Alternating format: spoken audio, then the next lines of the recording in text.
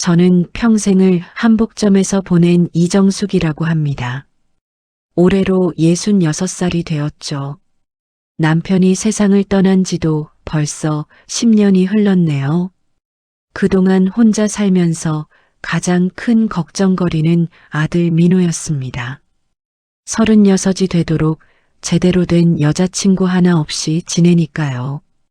그런 민호가 어느 날 저한테 말하더라고요. 어머니, 결혼하고 싶은 사람이 생겼어요. 처음엔 또 그런 소리 하나 싶었는데 민호 얼굴이 진짜 진지하더군요. 그래서 언제 한번 만나보자고 했죠. 지은이라는 여자분을 처음 만난 게 작년 봄이었습니다. 32인데도 참 앳되고 고운 얼굴이었어요. 첫인상부터 예의 바르고 차근차근 말하는 모습이 마음에 들었죠. 저한테도 정말 정중하게 인사를 하더라고요. 안녕하세요, 민호 오빠 어머님. 저는 김지은이라고 합니다. 오빠한테 어머님 이야기를 정말 많이 들었어요. 목소리도 곱고 웃는 모습도 순수해 보였습니다. 민호가 지은이 손을 잡고 있는 걸 보니 정말 진심인 것 같더라고요. 오랫동안 혼자 지내던 아들이 이렇게 좋은 사람을 만났다니 마음이 놓였죠. 그런데 지은이가 안타까운 점이 하나 있었어요.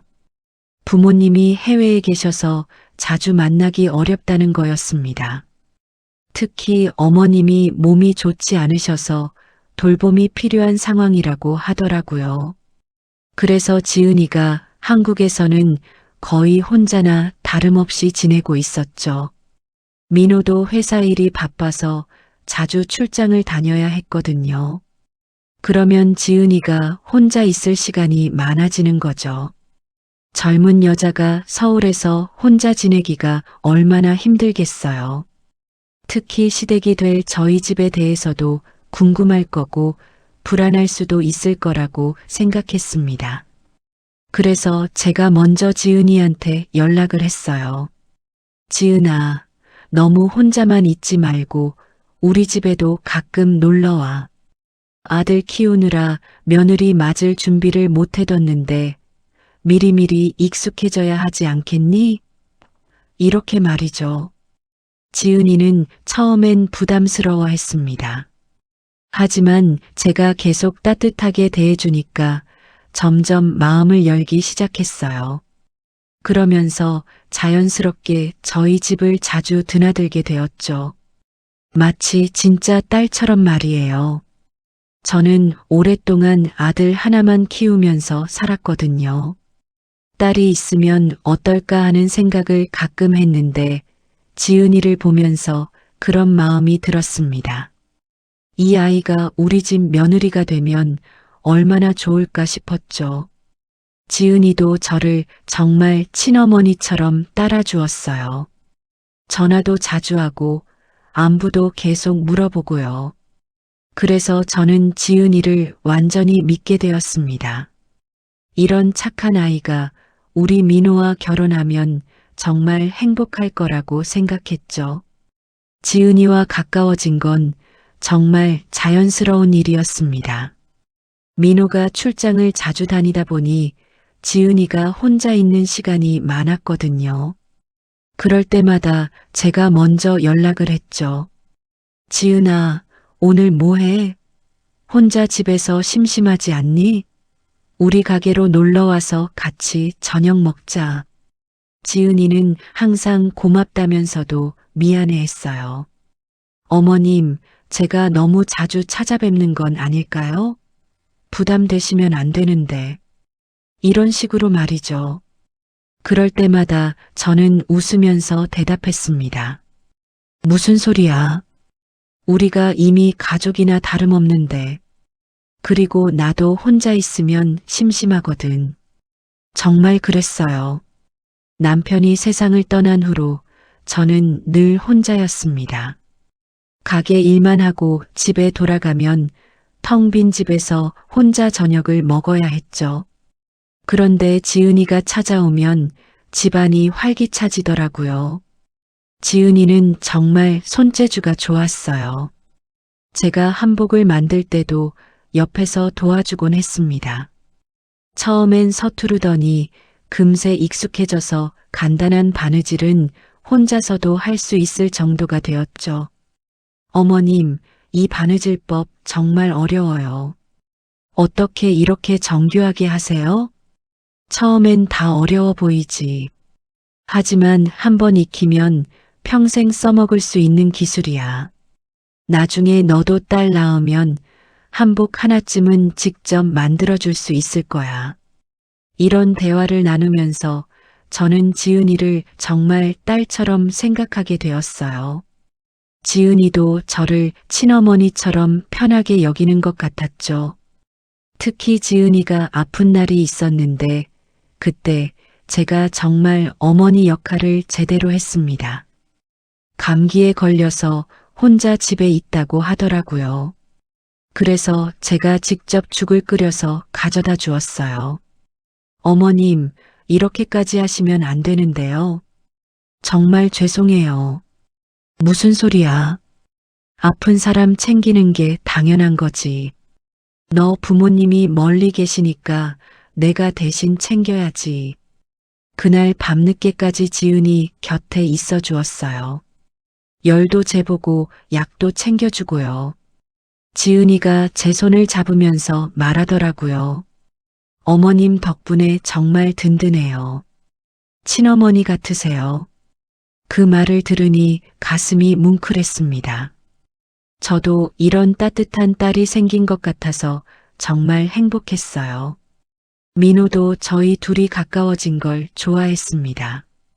어머니, 지은이랑 정말 잘 지내시네요. 다행이에요. 이런 말을 자주 했죠.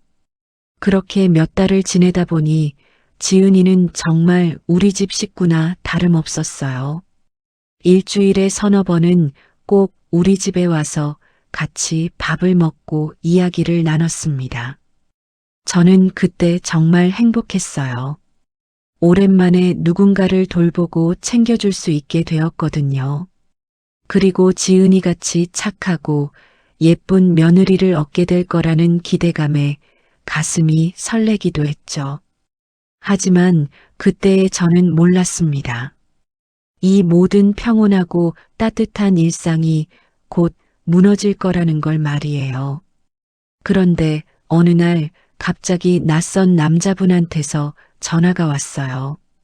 처음엔 누군지 몰랐는데 자기소개를 들어보니 지은이의 예비 시아버지라고 하더라고요. 안녕하세요. 저는 장기호라고 합니다. 지은이 아버지 되는 사람이에요. 목소리가 굉장히 점잖고 예의 바르더라고요. 나이는 저와 비슷한 60대 초반 정도로 들렸어요. 아, 지은이 시아버님이시군요. 안녕하세요. 그동안 저희 지은이가 정말 많이 신세졌다고 들었어요. 어머님께서 친어머니처럼 챙겨주신다면서 항상 고맙다고 하더라고요. 장기호 씨 말을 들어보니 지은이가 저에 대한 이야기를 시댁에서도 많이 했나 보더라고요. 그래서 저도 기분이 좋았죠. 아니에요. 지은이가 워낙 착하고 예뻐서 제가 더 즐거웠어요. 정말 딸 같아서요. 그런데 어머님, 저희가 작은 감사의 표현을 하고 싶어서요. 괜찮으시다면 주말에 펜션으로 초대하고 싶은데 어떠세요? 처음엔 좀 망설였어요. 낯선 분이고 갑작스러운 초대이기도 했거든요. 그런 제 마음을 아셨는지 장기호 씨가 더 자세히 설명해 주시더라고요. 제가 평소에 봉사활동을 많이 해서 펜션 운영하시는 분들과 친분이 있어요. 그분들이 좋은 곳을 추천해 주셔서요. 정말 조용하고 공기 좋은 곳이에요. 그리고 장기호 씨는 자신이 어떤 사람인지도 간단히 소개해 주었습니다. 퇴직 후에 지역 복지관에서 봉사활동을 하고 있다고 하더라고요. 특히 독거노인 분들 도시락 배달하는 일을 몇 년째 하고 있다면서요. 아, 그런 좋은 일을 하고 계시는군요. 네, 퇴직하고 나서 뭔가 의미 있는 일을 해보고 싶어서요. 그런데 어머님은 어떠세요? 하루 종일 가게 일만 하시니까 피곤하실 텐데 가끔은 쉬셔야 하지 않을까요? 정말 세심하게 저를 생각해 주시는 것 같았어요. 실제로 저는 요즘 몸이 좀 피곤했거든요. 나이가 들면서 예전만큼 체력이 안 되더라고요. 맞아요. 요즘 좀 피곤하긴 해요. 그럼 정말 좋은 기회네요. 맑은 공기도 마시고 맛있는 것도 드시면서 푹 쉬세요. 저희가 모든 걸 준비할 테니까 부담 갖지 마시고요. 장기호 씨 말이 정말 진심으로 들렸어요. 그리고 지은이를 그렇게 잘 챙겨준 것에 대한 감사의 표현이라고 하니 마음이 움직였죠. 하지만 여전히 조금은 망설여졌어요. 그런데 그때 민호한테 전화해서 물어봤거든요. 민호야, 지은이 시아버지 분이 어떤 분이야? 아, 장기호 아저씨요? 정말 좋은 분이에요. 봉사활동도 많이 하시고 주변에서 평판도 좋으시거든요. 지은이가 항상 자기 아버지 자랑을 해요. 민호 말을 듣고 나니 안심이 되었습니다. 그래서 결국 펜션 초대를 받아들이기로 했어요. 그럼 감사히 다녀오겠습니다. 정말 고맙습니다. 토요일 오전에 제가 직접 모시러 가겠어요. 전화를 끊고 나서 저는 오랜만에 여행을 가게 된다는 생각에 조금 설레었어요. 언제 마지막으로 어디 놀러 가본 게 언제였나 싶더라고요. 토요일 오전 장기호 씨가 약속한 시간에 정확히 도착했어요. 검은색 승용차를 타고 왔는데 차도 깨끗하게 관리되어 있고 정말 신사 같아 보였습니다. 어머님, 안녕하세요. 오늘 날씨가 정말 좋네요. 네, 안녕하세요. 정말 감사해요. 차에 타자마자 장기호 씨가 물을 한 병 건네주더라고요. 드시면서 가세요. 길이 좀 멀어서요. 정말 세심하다고 생각했죠. 가면서 이런저런 이야기를 나눴는데 장기호 씨는 정말 점잖고 교양 있는 분 같았어요. 봉사활동 이야기도 해주시고 지은이가 어렸을 때 이야기도 들려주시고요. 지은이가 어렸을 때부터 워낙 착했어요. 부모 속 한 번 썩인 적이 없죠. 맞아요. 정말 착한 것 같아요. 저희 민호가 복 받은 거죠. 2시간 정도 달려서 펜션에 도착했습니다. 정말 조용하고 공기 맑은 곳이더라고요. 주변에 산도 있고 계곡물 소리도 들리고요. 와, 정말 좋은 곳이네요. 그럼요. 제가 여러 번 와본 곳이에요. 쉬기엔 최고죠. 펜션 방도 깨끗하게 정리되어 있었어요. 장기호 씨가 짐을 정리해주면서 말하더라고요. 좀 쉬시다가 저녁 때 같이 맛있는 거 먹어요. 제가 특별히 준비한 게 있어요. 그런데 저녁을 먹고 나서였어요. 장기호 씨가 갑자기 말하더라고요. 어머님, 작은 선물이 있어요. 눈을 감고 계세요. 선물이요? 그런 건 안 해주셔도 되는데. 아니에요. 정말 작은 거예요. 잠깐만 눈을 감아주세요. 그래서 저는 눈을 감았어요. 그런데 장기호 씨가 제 눈에 수건을 덮더라고요. 왜 이렇게까지 하세요? 깜짝 선물이거든요. 팔 좀 내밀어 주세요. 뭔가 이상했지만 그래도 팔을 내밀었어요. 그런데 그 순간이었습니다. 팔에 따끔한 느낌이 들더라고요. 아, 뭐죠? 급하게 수건을 걷어내고 보니 장기호 씨가 제 팔에 주사를 놓고 있었어요. 그 순간 정말 소름이 끼쳤습니다. 이게 뭐예요? 왜 주사를? 아, 이건 그냥 영양제예요. 몸에 좋은 거라서. 하지만 장기호 씨 표정이 완전히 달라져 있었어요. 아까까지의 점잖은 모습은 온데간데없고 이상한 웃음을 짓고 있더라고요. 순간적으로 온몸에 힘이 빠지기 시작했어요. 머리도 어지럽고 다리에도 힘이 들어가지 않더라고요. 이게 뭐예요? 제게 뭘 한 거예요? 걱정하지 마세요. 금방 좋아질 거예요. 그때 저는 직감적으로 알았어요. 이 사람이 저한테 나쁜 짓을 하려고 한다는 걸요. 평생 살면서 이런 위험한 상황에 처해 본 적이 없었는데 그 순간만큼은 정말 무서웠습니다. 하지만 가만히 있을 수는 없었어요. 온몸에 힘이 빠져가고 있었지만 마지막 힘을 다해서 밖으로 뛰쳐나갔습니다. 살려주세요. 누구 없어요? 목이 터져라 소리를 질렀어요. 다행히 펜션 관리사무소가 가까운 곳에 있었거든요. 비틀거리면서도 그곳까지 뛰어갔습니다. 제발 도와주세요. 경찰을 불러주세요. 관리사무소 직원분이 바로 112에 신고를 해주었어요. 저는 그동안 바닥에 주저앉아서 온몸이 떨리고 있었죠. 주사를 맞고 나서 몸이 이상해지고 있었거든요. 할머니, 괜찮으세요? 무슨 일이에요? 저기 있는 사람이 저한테 이상한 주사를 놨어요. 제발 경찰을 빨리 불러주세요. 경찰이 도착하기까지 정말 길게 느껴졌어요.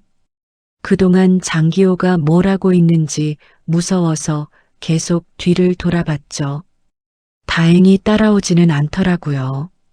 경찰이 와서 상황을 설명했는데 경찰관도 심각하게 받아들이더군요. 어르신, 지금 몸 상태는 어떠세요? 온몸에 힘이 없고 어지러워요. 저 사람이 뭘 놓은 건지 모르겠어요. 일단 병원에 가셔서 검사를 받으셔야겠어요. 그리고 그 사람은 어디 있나요? 펜션으로 가보니 장기호는 이미 사라져 있었어요. 차도 없어졌고요. 하지만 방 안에는 주사기와 약병이 그대로 있었습니다. 병원에서 혈액 검사를 받았는데 결과를 들을 때 정말 충격이었어요. 어르신, 혈액에서 필로폰 성분이 검출되었습니다. 그리고 다른 약물도 섞여 있고요. 필로폰이요? 그게 뭐예요? 마약의 일종이에요. 매우 위험한 약물이죠. 다행히 양이 많지는 않았지만 정말 위험할 뻔했어요. 그때서야 상황이 정리되기 시작했어요. 장기호가 저한테 마약을 투여한 거였죠. 그리고 아마 의식을 잃은 다음에 나쁜 짓을 하려고 했던 것 같아요. 경찰 조사를 받으면서 더 충격적인 사실을 알게 되었습니다. 어르신, 이 장기호라는 사람 말인데 과거에도 비슷한 사건으로 처벌받은 전과가 있어요. 네, 전과가 있다고요? 네, 몇 년 전에도 마약 관련 사건에 연루되었던 기록이 있습니다. 그런데 최근에는 평범하게 살고 있는 것처럼 보였나 봐요. 저는 그 말을 듣고 정말 어이가 없었어요. 그동안 장기호를 얼마나 믿었는데요. 봉사활동을 한다고 했고 주변 평판도 좋다고 들었는데 모든 게 거짓말이었던 거죠. 그럼 지은이는 이런 사실을 알고 있었을까요? 그건 확인해 봐야겠지만 아마 모르고 있을 가능성이 높아요. 이런 사람들은 가족들한테도 숨기는 경우가 많거든요. 집으로 돌아와서 민호한테 연락을 했어요. 민호야, 엄마야. 큰일이 생겼어. 어머니, 무슨 일이에요? 목소리가 이상해요. 모든 상황을 설명해 주니 민호도 믿을 수가 없다는 반응이었어요. 어머니, 정말이요? 장기호 아저씨가 그런 짓을? 응, 정말이야. 경찰도 와서 확인했어. 지은이한테는 뭐라고 하죠? 일단은 사실대로 말해야지. 숨길 일이 아니야. 그날 밤 잠을 못 잤어요. 계속 그 순간이 떠올라서요. 만약에 제가 조금 늦게 반응했다면 정말 큰일이 날 뻔했다는 생각이 들었습니다. 하지만 동시에 분노도 올라왔어요. 이런 일을 당하고도 가만히 있을 수는 없다는 생각이 들었죠. 저만 당한 게 아닐 수도 있잖아요. 다른 사람들도 피해를 당할 수 있으니까요. 해시태그 6장. 도주와 추적. 경찰서에서 정식으로 고발장을 냈어요. 담당 형사님이 이 사건을 정말 심각하게 받아들이시더라고요. 어르신, 정말 용기 있는 신고를 해주셨어요. 이런 사건은 빨리 해결해야 해서요. 그런데 저 사람을 잡을 수 있을까요? 벌써 도망갔는데. 물론이죠. 이미 전국에 수배령이 내려졌고요. 추적 수사를 시작했어요. 형사님 설명을 들어보니 장기호는 정말 치밀하게 도주를 준비한 것 같았어요. 차량은 펜션에서 20km 떨어진 곳에 버려져 있었어요. 그리고 휴대폰 신호도 계속 꺼져 있고요. 그럼 어떻게 찾을 건가요? 여러 방법이 있어요. 가족들한테도 연락하고 있고 CCTV도 확인하고 있어요. 그리고 휴대폰 신호가 가끔 잡히거든요. 며칠 후에 형사님한테서 연락이 왔어요. 어르신, 장기호 휴대폰 위치를 추적 중인데요. 계속 움직이고 있어요. 서울에서 부산 방향으로 이동하고 있는 것 같아요. 정말요? 그럼 곧 잡힐 수 있는 건가요? 쉽지는 않을 것 같아요. 이 사람이 휴대폰을 켰다 껐다를 반복하면서 추적을 피하고 있거든요. 정말 답답했어요. 저를 그렇게 위험에 빠뜨린 사람이 도망다니고 있다니요. 그런데 며칠 후에 더 자세한 소식을 들었어요. 어르신, 장기호 집을 수색했는데요. 정말 충격적인 물건들이 나왔어요. 어떤 물건들이요? 주사기가 100개 넘게 있었고요. 각종 약물들도 있었어요. 그리고 다른 여성들 사진도 여러 장 있었습니다. 그 말을 듣고 정말 소름이 끼쳤어요. 저만 노린 게 아니라 다른 여성들도 피해자가 될 뻔했다는 얘기잖아요. 그럼 저 말고도 다른 피해자가 있을 수 있다는 건가요? 아직 확실하지는 않지만 가능성이 있어요. 그래서 더욱 빨리 잡아야 해요. 수사 과정에서 장기호의 이동 경로가 조금씩 밝혀졌어요. 고속도로 CCTV에서 그의 모습이 몇 차례 포착되었거든요. 부산 방향으로 계속 내려가고 있는 것 같아요. 하지만 중간에 방향을 바꾸기도 하고요. 정말 교활한 사람이더라고요. 추적을 피하기 위해 이런저런 수단을 다 쓰고 있었어요. 그런데 일주일 정도 지났을 때 형사님이 좀 더 구체적인 정보를 가져왔어요. 어르신, 장기호가 경상도 쪽에 있는 것 같아요. 그런데 혼자가 아닐 수도 있어요. 혼자가 아니라고요? 네, 가족들이 도와주고 있을 가능성이 있어요. 특히 아내 말이에요. 처음엔 아내도 남편이 이런 일을 저질렀다는 걸 모르고 있을 거라고 생각했거든요. 그런데 알고도 도와주고 있다니 정말 이해할 수가 없었어요. 어떻게 아내가 그런 일을 도와줄 수 있어요? 이런 경우가 종종 있어요. 가족이라는 이유로 잘못을 덮으려고 하는 거죠. 저는 그 말을 듣고 화가 났어요. 자기 남편이 다른 사람한테 그런 끔찍한 일을 했는데도 도와준다니요. 매일매일 경찰서에서 연락을 기다렸어요. 언제쯤 잡힐 수 있을지 모르겠더라고요. 하지만 포기할 수는 없었어요.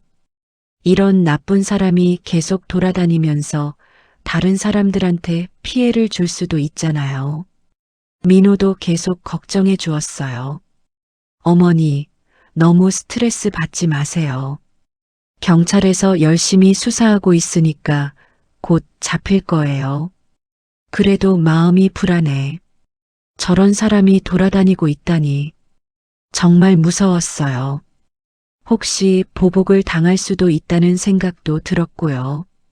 하지만 그래도 끝까지 가봐야겠다는 마음이 더 컸습니다. 수사가 진행되면서 더 충격적인 사실들이 밝혀지기 시작했어요. 형사님이 전화로 알려준 내용이 정말 믿기지 않았거든요. 어르신 장기호 아내를 만나서 이야기해 봤는데요. 처음에는 남편이 어디 있는지 모른다고 했어요. 그러면 진짜 모르는 건가요? 그게 아니에요. 며칠 더 지켜봤더니 이상한 점이 발견됐거든요. 형사님 설명을 들어보니 장기호 아내의 행동이 수상했다고 해요. 말로는 남편과 연락이 안 된다고 하면서도 자꾸 어딘가로 나가더라는 거예요. 그래서 미행을 해봤어요. 그랬더니 정말 놀라운 일이 벌어졌어요. 어떤 일이요? 아내가 차를 타고 고속도로로 나가는 걸 확인했거든요. 그것도 혼자가 아니라 누군가와 함께요. 저는 그 말을 듣고 정말 어이가 없었어요. 남편이 그런 끔찍한 일을 저질렀는데도 도와주고 있다니요. 정말 함께 도망 다니고 있는 건가요? 맞아요. CCTV에서 확인했는데 장기호와 아내가 같은 차에 타고 있는 모습이 포착됐어요. 더 자세히 알아보니 아내는 처음부터 남편의 도주를 도와주고 있었던 것 같아요. 경찰 조사를 받을 때도 거짓말을 한 거였죠. 이해할 수가 없어요. 어떻게 그런 일을 도와줄 수 있죠? 안타깝게도 이런 경우가 종종 있어요. 가족이라는 이유로 잘못된 선택을 하는 거죠. 그런데 며칠 후에 더 충격적인 소식을 들었어요. 어르신 장기호 아들을 만나서 이야기해 봤는데요. 이 사람은 진짜 아무것도 모르고 있었어요. 아들은 모르고 있었다고요? 네, 부모가 뭘 하고 있는지 전혀 몰랐어요. 오히려 저희한테 협조하겠다고 하더라고요. 장기호 아들은 부모의 행동을 알고 정말 충격을 받았다고 해요. 그리고 자기도 아버지를 찾는데 도움을 주겠다고 했다고 하더라고요. 아버지가 그런 일을 저질렀다는 걸 정말 몰랐어요. 어머님한테 정말 죄송하다고 전해달라고 하더라고요. 그 말을 들으니 좀 복잡한 마음이 들었어요. 아들은 아무 잘못이 없는데 아버지 때문에 고생하게 생겼거든요. 하지만 아내는 달랐어요. 계속해서 남편의 도주를 도와주고 있었어요. 경찰 수사도 방해하고요. 아내가 어떻게 그럴 수 있어요? 저한테 그런 끔찍한 일을 한 남편을 왜 도와줘요? 형사님도 답답해 하시더라고요. 저희도 이해하기 어려워요. 하지만 이런 식으로 가족이 협조하면 수사가 더 어려워지는 것은 사실이에요. 그래도 포기할 수는 없었어요. 미행과 추적을 계속했고 휴대폰 위치도 계속 확인했어요. 장기호가 부산 쪽에서 대구 쪽으로 이동하고 있는 것 같아요. 아내와 함께 계속 움직이고 있고요. 정말 끈질기게 도망다니더라고요. 하지만 경찰도 포기하지 않고 계속 추적했어요. 어르신, 조금만 더 기다려주세요. 반드시 잡을 거예요. 저는 매일 기도했어요. 하루빨리 저런 나쁜 사람이 잡혀서 다른 사람들이 피해를 당하지 않기를 바라면서요. 장기호 부부의 도주가 길어지면서 경찰 수사도 더욱 치밀해졌어요. 형사님이 전화로 상황을 계속 알려주시더라고요. 어르신, 이제 북부청과 공조수사를 시작했어요. 전국적으로 수사망을 펼치고 있습니다. 정말요? 그럼 이제 곧 잡힐 수 있는 건가요? 네, 도주 경로가 어느 정도 파악되었거든요. 고속도로 CCTV에서 계속 포착되고 있어요. 경찰이 파악한 바로는 장기호 부부가 주로 밤에 이동하고 있다고 했어요. 낮에는 어디 숨어 있다가 밤이 되면 차를 타고 움직이는 패턴이었죠. 그런데 참 교활해요. 휴대폰을 10분 정도만 켰다가 바로 꺼버리거든요. 왜 그렇게 해요? 위치 추적을 피하려는 거죠. 하지만 그 짧은 시간에도 신호가 잡히니까 대략적인 위치는 파악할 수 있어요. 수사 10일째 되던 날 형사님이 긴급하게 전화를 하시더라고요. 어르신, 큰 진전이 있었어요. 장기호가 경북 지역에 있다는 걸 확인했어요. 정말요? 그럼 곧 잡을 수 있겠네요. 네, 하지만 조심스러운 상황이에요. 검문소를 여러 곳에 설치했는데 아직 걸리지 않았거든요. 그런데 그날 밤에 정말 극적인 일이 벌어졌어요. 어르신 장기호한테서 전화가 왔어요. 네, 전화가 왔다고요? 네, 자수하겠다고 하더라고요. 그런데 이상한 게 전화를 끊고 나서 또 연락이 안 되고 있어요. 정말 이상한 일이었어요. 자수하겠다고 해놓고 왜 또 연락을 끊은 걸까요? 아마 마음이 바뀐 것 같아요. 아니면 시간을 벌려는 작전일 수도 있고요. 그래서 경찰은 더욱 촘촘한 수사망을 펼쳤어요. 고속도로 전 구간에 검문소를 설치하고 모든 휴게소도 감시했어요. 이번에는 절대 놓치지 않을 겁니다. 수사 12일째 되던 새벽이었어요. 형사님이 흥분된 목소리로 전화를 하시더라고요. 어르신, 드디어 잡았습니다. 정말요? 진짜 잡혔어요? 네, 경북 고속도로에서 검거했어요.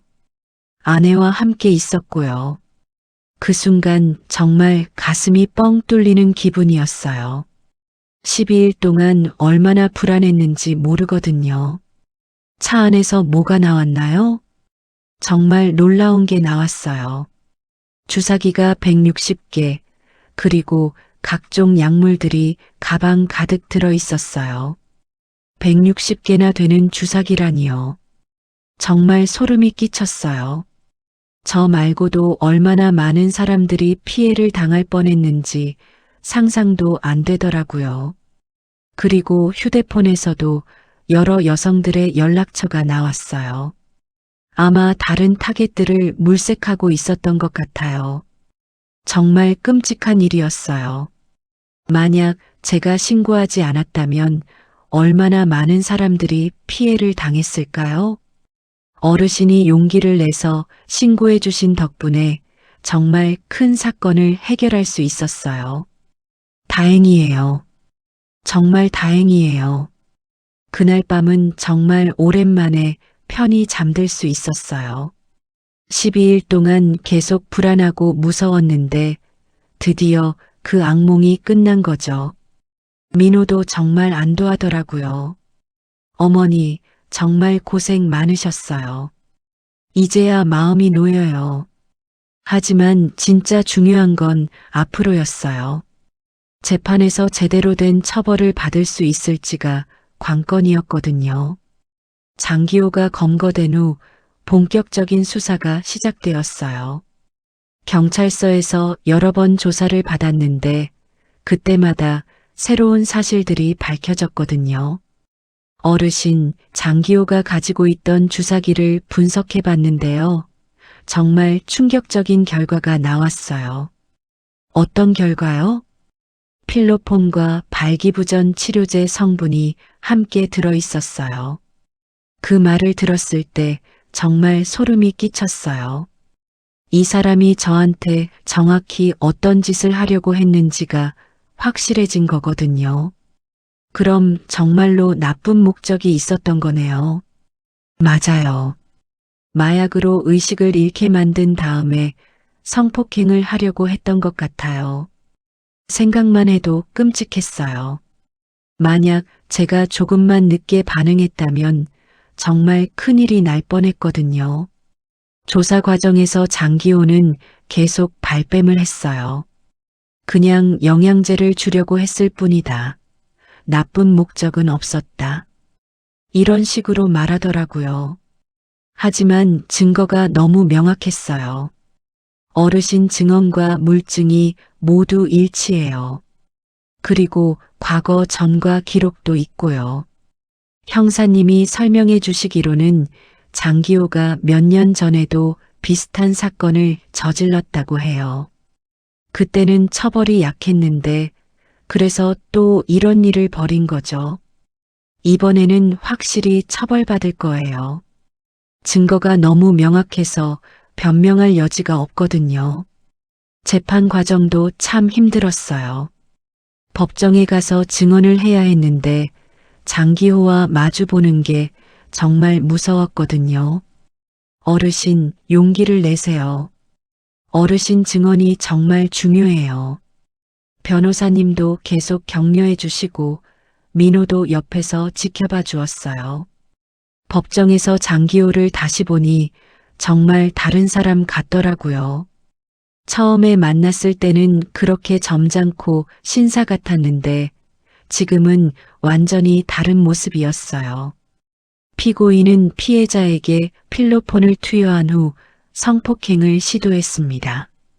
검사님이 공소장을 읽을 때 정말 소름이 끼쳤어요. 제가 당한 일이 이렇게 정식으로 법정에서 읽히니까 더 실감이 나더라고요. 장기호 변호사는 끝까지 말을 바꾸려고 했어요. 피고인은 단순히 영양제를 주려고 했을 뿐입니다. 성폭행 의도는 없었어요. 하지만 판사님도 검사님도 그런 주장을 받아들이지 않았어요. 증거가 너무 명확했거든요. 피해자 증언이 일관되고 구체적입니다. 그리고 압수된 물품들이 피해자 증언을 뒷받침하고 있습니다. 특히 주사기 안에서 나온 약물 성분이 결정적인 증거가 되었어요. 필로폰과 발기부전 치료제가 함께 들어있었다는 것이 장기호의 범행 목적을 명확하게 보여주었거든요. 피고인의 주장은 물리적 증거와 맞지 않습니다. 재판이 끝나갈 때쯤 저도 마지막 의견을 말할 기회가 있었어요. 저는 이 사람을 완전히 믿었습니다. 그런데 그 믿음을 이용해서 저를 해치려고 했어요. 다른 사람들이 저 같은 피해를 당하지 않았으면 좋겠어요. 정말 떨리는 목소리로 말했지만 끝까지 해야겠다고 생각했어요. 드디어 선고일이 왔어요. 그동안 정말 길고 힘든 시간이었는데 마침내 끝이 보이는 거죠. 법정에는 저와 민호 그리고 담당 형사님도 와주셨어요. 판사님이 선고문을 읽기 시작할 때 정말 떨렸어요. 피고인 장기호는 마약류 관리법 위반 및 강간상해미수 혐의로 기소되었습니다. 하나하나 죄목을 읽어주시는데 들을 때마다 그날의 무서웠던 기억이 떠올랐어요. 피고인은 피해자를 속여서 인적이 드문 곳으로 데려간 후 피해자의 동의 없이 마약성 약물을 투여했습니다. 그리고 이를 통해 피해자의 의식을 잃게 만든 후 성폭행을 시도하려 했습니다. 판사님 목소리가 엄숙하고 무거웠어요. 이런 심각한 범죄라는 걸 다시 한번 느끼게 되더라고요. 특히 피고인은 과거에도 유사한 범죄 전과가 있음에도 불구하고 또다시 같은 범행을 저질렀습니다. 그렇다면서 판사님이 양형 이유를 설명해 주셨어요. 이 사건은 계획적이고 지능적인 범행입니다. 피고인은 피해자의 신뢰를 얻기 위해 장기간에 걸쳐 준비했고, 범행 후에는 조직적으로 증거를 인멸하려 했습니다. 정말 맞는 말이었어요. 장기호는 정말 치밀하게 계획을 세웠던 거거든요. 또한 범행 후 도주 과정에서 가족까지 이용하여 수사를 방해했습니다. 아내가 함께 도망 다닌 것까지 고려해서 양형을 정한다고 하시더라고요. 다만 피해자가 기지를 발휘하여 더 큰 피해를 막을 수 있었고 실제 성폭행이 이루어지지는 않았다는 점을 참작합니다. 그러면서 드디어 선고를 내려주셨어요.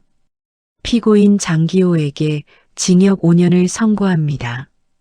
그 말을 들었을 때 정말 가슴이 뻥 뚫리는 기분이었어요. 5년이라니 생각보다 무거운 처벌이더라고요. 또한 마약 관련 치료 명령 80시간을 함께 선고합니다. 판사님이 마지막으로 덧붙이시더라고요. 피고인은 이번 기회에 자신의 잘못을 깊이 반성하고 출소 후에는 건전한 사회 구성원으로 살아가기를 바랍니다. 법정을 나서는데 다리에 힘이 빠지더라고요. 몇 달 동안의 긴 싸움이 드디어 끝난 거였어요. 민호가 제 팔을 잡아주면서 말하더라고요. 어머니, 정말 고생 많으셨어요. 용기 있게 끝까지 해내셨네요. 형사님도 와서 인사를 해주시더라고요. 어르신, 정말 대단하세요. 어르신 덕분에 정말 위험한 사람을 처벌할 수 있었어요. 집으로 돌아가는 길에 많은 생각이 들었어요. 처음에는 정말 무섭고 억울하기만 했는데 지금은 뿌듯한 마음도 들더라고요. 나이가 들어도 잘못된 일에는 맞서 싸울 수 있다는 걸 보여주고 싶었어요. 이 말을 혼자서 중얼거렸더니 민호가 들었나 봐요. 어머니가 정말 멋있어요. 쉽지 않은 일이었는데 끝까지 포기하지 않으셨잖아요.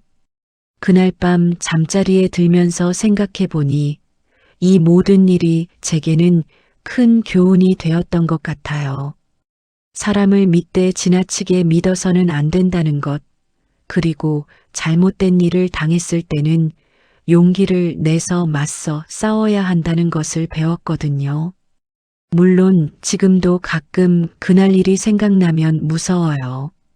하지만 제가 용기를 냈기 때문에 다른 사람들이 피해를 당하지 않게 되었다는 생각이 들면서 자부심도 느껴집니다. 앞으로도 이런 일이 다시는 생기지 않기를 바라지만 만약 또 비슷한 상황에 처한다면 저는 다시 한번 용기를 낼 수 있을 것 같아요. 나이는 들었지만 정의감만큼은 아직 살아있거든요.